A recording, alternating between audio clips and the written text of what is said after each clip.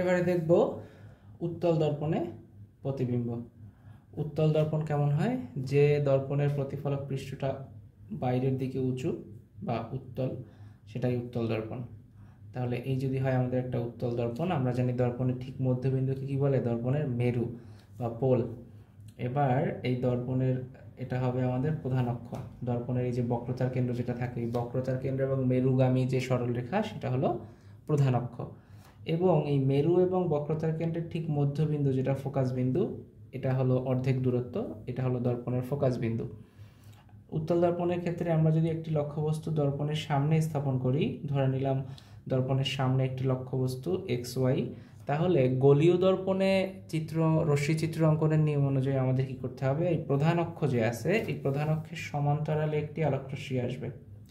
আমরা কি জানি? প্রধান অক্ষের সমান্তরালে আসা আলোকরশ্মি প্রতিফলনের পর ফোকাস বরাবর যায়। দেখো এই যে ফোকাস বরাবর। এবং আরেকটি আলোকরশ্মি আমরা গৌণ অক্ষ, যে কোনো একটি গৌণ অক্ষ তথা আমাদের এই বক্রতার কেন্দ্র বরাবর, এই যে বক্রতার কেন্দ্র বরাবর আসবে আরেকটি আলোকরশ্মি, এবং সেটি প্রতিফলনের পর এই বক্রতার কেন্দ্র বরাবরই ফেরত যায়। তাহলে এই যে রশ্মি দুইটি প্রতিফলিত হয়ে গেল, এই প্রতিফলিত রশ্মি দুইটি কখনোই বাস্তবে মিলিত হবে না। এদেরকে যদি আমরা পেছন দিকে বর্ধিত করি, তাহলে দেখা যায় এরা একটি বিন্দু থেকে নিঃসৃত হচ্ছে বলে মনে হয়, বা একটি বিন্দুতে মিলিত হয়। ওই বিন্দুটি হবে আমাদের এই যে এক্স বিন্দুর অবাস্তব প্রতিবিম্ব এক্স প্রাইম। এভাবে এক্স ওয়াই লক্ষ্যবস্তুর জন্য এক্স প্রাইম ওয়াই প্রাইম প্রতিবিম্ব গঠিত হয়। আঁকার জন্য তুমি যেটা শর্টকাট করতে পারো, একবারে ওই যে স্কেল ধরে পুরোটা এঁকে ফেলবে, এই দিকটা ডট ডট দিবে, এই দিকটা পুরোটা ধরবা। আর এখানেও এই সোজা স্ট্রেট লাইন এঁকে, এটা আমরা তো এই ফোকাস দিয়েই যাবে জানি, এই ফোকাস দিয়ে আঁকবো। তাহলে দেখো এক্ষেত্রে আমাদের যে প্রতিবিম্ব গঠিত হলো, প্রতিবিম্বের বৈশিষ্ট্য কি কি, এভাবে করে আগের বারের মতোই লিখবা।